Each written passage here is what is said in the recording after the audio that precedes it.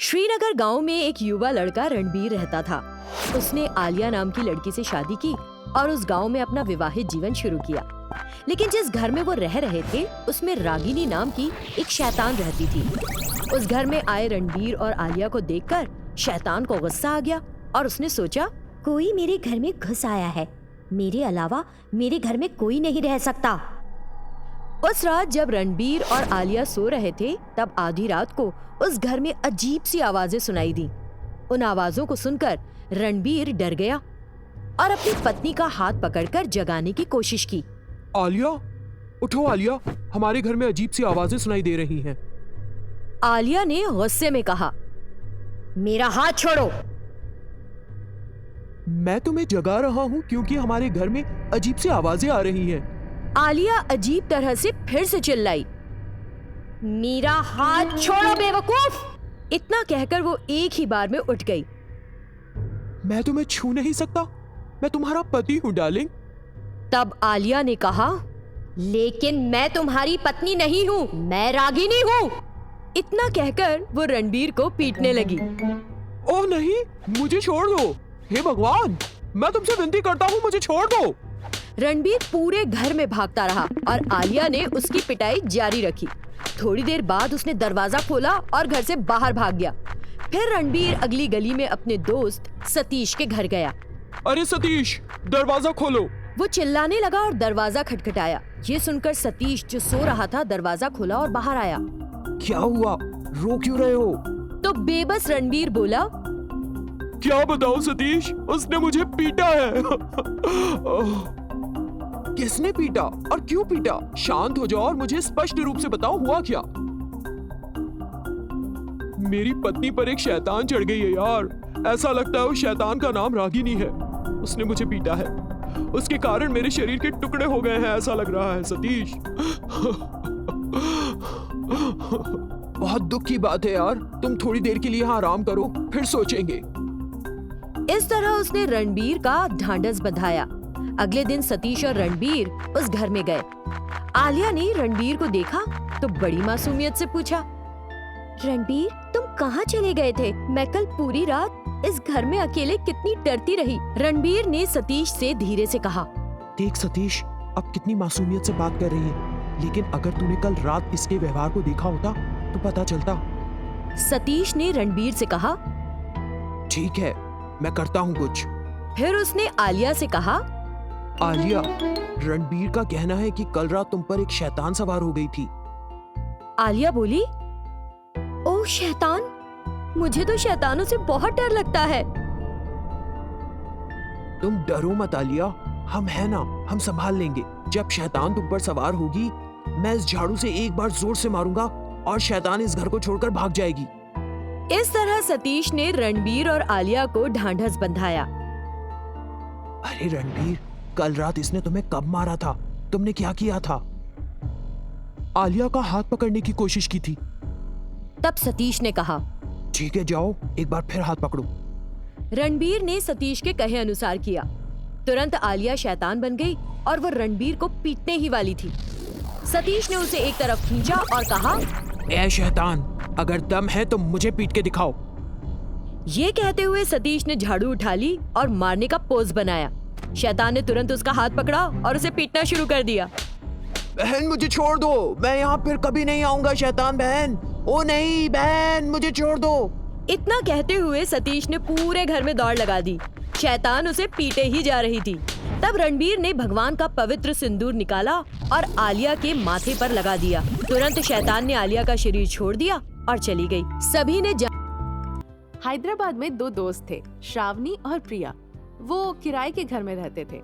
श्रावणी को TikTok videos बनाना बहुत पसंद था, जबकि उसने बहुत टिकटॉक वीडियोस बनाया भी था, पर उसे बहुत कम लाइक्स मिलते थे और बहुत कम फॉलोअर्स भी थे उसके। फिर श्रावणी ने अपने दोस्त, प्रिया, मैं टिकटॉक वीडियोस बनाती हूँ बहुत मेहनत से, पर मुझे बहुत कम लाइक्स मिलते हैं और फॉलोअर्स भी मेरे बहुत कम है। उधर लोग बकवास वीडियोस बनाते हैं और लाइक्स पे लाइक्स मिलते हैं उन्हें, और फॉलोअर्स भी उनके बहुत है, पर मुझे ऐसा कुछ भी नहीं मिलता। अगर तुम दूसरों की तरह करो तो, मतलब तुम कुछ हटके सोचो और नए वीडियोस बनाओ, फिर तुम्हें भी बहुत लाइक्स मिलेंगे और बहुत फॉलोअर्स भी बढ़ेंगे। ये कहकर प्रिया वहाँ से चली गई। फिर श्रावणी कुछ देर के लिए सोचने लगी। कुछ हटके मतलब क्या करना चाहिए मुझे? फिर वो शैतान के भेष में छत पे चली गई।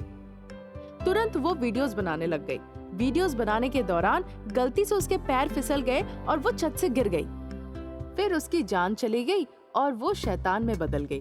पर श्रावणी को ये बात पता ना था कि उसकी मृत्यु हो गई है और वो शैतान बन गई है। श्रावणी सोच रही थी कि वो शैतान के भेष में है और वीडियोस बनाने में लग गई। और सबसे बड़ी बात, वो अपने वीडियोस को खुद बहुत पसंद करती थी। फिर उन वीडियोस को बहुत लाइक्स मिले और फॉलोअर्स भी उसके बहुत बढ़ गए। ये देखकर श्रावणी काफी खुश हो गई और अपनी दोस्त प्रिया के पास गई। प्रिया, देखो जो वीडियोस मैंने बनाए हैं उस पे कितने लाइक्स आए हैं और फॉलोअर्स भी बढ़ गए हैं। मैं बहुत खुश हूँ। ओहो श्रावणी, पहले तुम ये शैतान का भेष तो बदलो। तुम्हें ऐसा देखकर मुझे बहुत डर लग रहा है। हाँ ठीक है, अभी मैं बदल के आती हूँ। ये कहकर वो अपना भेष बदलने की कोशिश की, पर वो उसे उतारने में असफल रही। फिर श्रावणी को समझ में आ गया कि वो कोई भेष नहीं बल्कि वो सच में एक शैतान है। प्रिया देखकर चिल्ला उठी। नहीं, शैतान है ये। प्रिया डरो नहीं, मुझे तो अभी भी पता चला कि मैं शैतान बन गई हूँ। हे भगवान, मैं मर गई हूँ। ऐसे कैसे हो गया? पर कोई बात नहीं, जो वीडियोस मैंने बनाए हैं शैतान बनके, उसे बहुत सारे लाइक्स, कमेंट्स और उसके फॉलोअर्स भी बहुत बड़े हैं। मैं शैतान बनके ही टिकटॉक वीडियोस बनाती रहूंगी।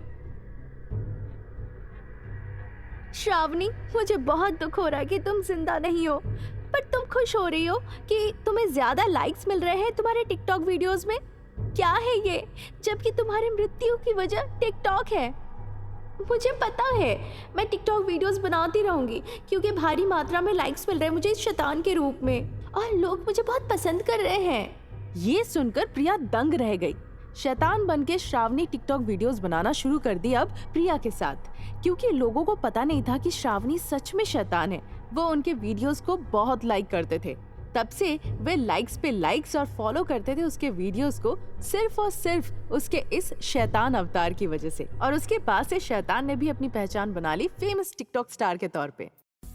नीलिमा एक ब्यूटिशियन थी और उसका एक छोटा सा ब्यूटी पार्लर था। हालांकि वो बहुत ही बेहतरीन मेकअप करती थी, फिर भी कुछ ही लोग आते थे उसके पास क्योंकि उसका पार्लर बहुत छोटा था।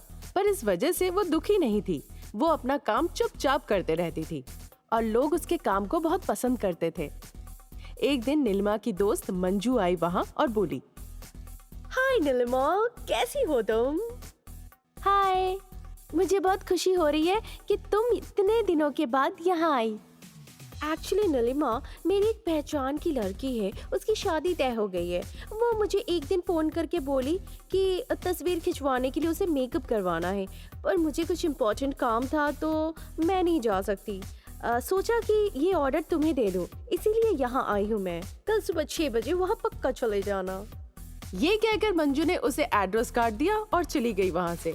दूसरे दिन सुबह नीलिमा जल्दी जल्दी उस पते पे जा रही थी। रास्ते पे उसे एक बुजुर्ग इंसान दिखे जो खाना और पानी मांग रहे थे। कोई मुझे खाना दे दो, मुझे पानी पिला दो। उन्हें देखकर नीलिमा को बहुत दया आई और खाना एवं पानी उसे दे दिए जो वो लेकर जा रही थी। कौन है आप दादाजी? इतनी सुबह सुबह आप यहाँ क्या कर रहे हैं? वैसे ही वो बुजुर्ग इंसान एक संत में बदल गए। ये देखकर वो चौंक सी गई। हे भगवान! मैं बहुत प्रभावित हुआ हूँ तुम्हारा दयालु प्रकृति देखकर, इसीलिए मैं तुम्हें एक चीज दूंगा। ये कहकर उस संत ने उसे एक जादुई मेकअप ब्रश दिया। नीलिमा ने उस ब्रश के लिए उन्हें धन्यवाद कहा और वहाँ से चली गई।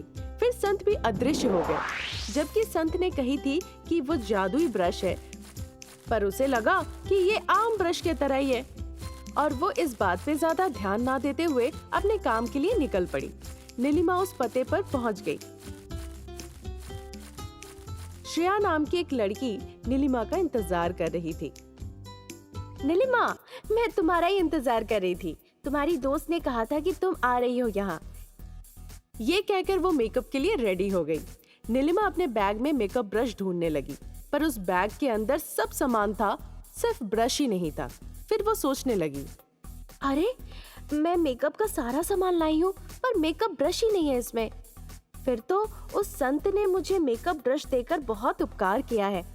यही सोचते सोचते उसने उस मेकअप ब्रश से मेकअप लगाना शुरू किया। बीच में वो ब्रश हवा में उड़ने लगा और मिनटों में पूरा मेकअप कंप्लीट कर दिया। ये देखकर नीलिमा और श्रेया दोनों हैरान रह गए। वाह, आप तो मैजिक भी जानती हैं। आपने तो मिनटों में ही बहुत खूबसूरत मेकअप लगाया है। श्रेया की दोस्त जो वहाँ बैठी थी, उसने भी नीलिमा की बहुत तारीफ की और उन्हें भी मेकअप लगाने को कहा।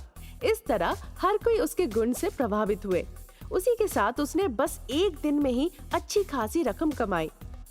फिर नीलिमा ने अपने छोटे से पार्लर को बड़े ब्यूटी पार्लर में तब्दील कर लिया उन पैसों के इस्तेमाल से। उसके बाद से उसका व्यापार बहुत अच्छा चलने लगा। उस मैजिक ब्रश की सहायता से नीलिमा काफी अमीर बन गई। नीलिमा के अच्छे कर्म की वजह से उस संत ने उसकी जिंदगी पूरी तरह। मनोहर नाम का एक इंसान सिर्फ दूसरी कक्षा तक ही पढ़ाई की थी।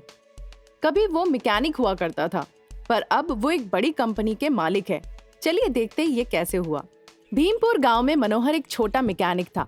उसने बस दूसरी कक्षा तक ही पढ़ाई की थी, पर वो बहुत बुद्धिमान इंसान था। मनोहर एक अच्छे इंसान होने के साथ साथ परिश्रमिक भी था।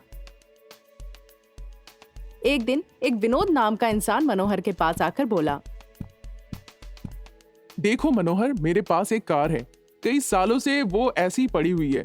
मेरे घर में बहुत सारी गाड़ियां हैं। वो एक अतिरिक्त कार है। वो गाड़ी मेरी जरूरत की भी नहीं है कैसे भी, तो मैं इसे बेचना चाहता हूँ। किसी और को बेचने से अच्छा है कि मैं तुम्हें बेच दूं। कुछ पैसे देकर तुम इसे खरीद लो। ठीक है सर, आप वो गाड़ी ले आइए, फिर मैं आपको कुछ पैसे भी दे दूंगा। दूसरे दिन विनोद वो गाड़ी मनोहर के पास ले आया। मनोहर ने उस गाड़ी की जांच की और विनोद से कही, मुझे ये गाड़ी बहुत पसंद आई, पर मैं बस सिर्फ 20,000 रुपए दे सकता हूँ। अगर आप मंजूर है तो ठीक है। 20,000 इस गाड़ी के लिए काफी है मनोहर, दे दो मुझे। ये कहकर विनोद ने पैसे लिया और वहाँ से चला गया। उस गाड़ी को देखकर मनोहर ने सोचा, ये कार देखने में तो बहुत सुंदर है। अगर मैं इसमें कुछ चीजें बदल दूं तो ये गाड़ी बिल्कुल नई जैसी लगेगी। ये सोचकर उसने गाड़ी की नक्शा ही बदल दी। उसके लिए कई दिनों तक उसने बहुत मेहनत की। आखिर में वो सफल हुआ। उस गाड़ी की खासियत ये थी, वो सिर्फ सफर के लिए ही नहीं बल्कि खेती बाड़ी के लिए भी इस्तेमाल हो सकती थी। मनोहर ने गाड़ी के पीछे के हिस्से में एक हल जोड़ दिया। उस कार के इस्तेमाल से कुएं से पानी लेके खेत तक संचार किया जा सकता था आराम से। उस गाड़ी की खासियत देखकर मनोहर सोचने लगा, अरे मुझे तो पता ही नहीं था कि मेरे में इतनी प्रतिभा है। मुझे खुद में गर्व हो रहा है। मैंने ऐसी गाड़ी बनाई है। ये सोचकर मनोहर बहुत खुश हुआ। वो उसी गाड़ी से सफर करता था जब भी उसे बाहर जाना होता था। उस खास किस्म की गाड़ी को देखकर सारे लोग बहुत हैरान होते थे। कुछ ही दिनों में बहुत लोगों को पता चल गया कि वो गाड़ी मनोहर ने बनाई है और वो आते थे सिर्फ उसे देखने के लिए। एक दिन एक हरीश नाम का धनी व्यक्ति मनोहर से मिलने आए और कहने लगे,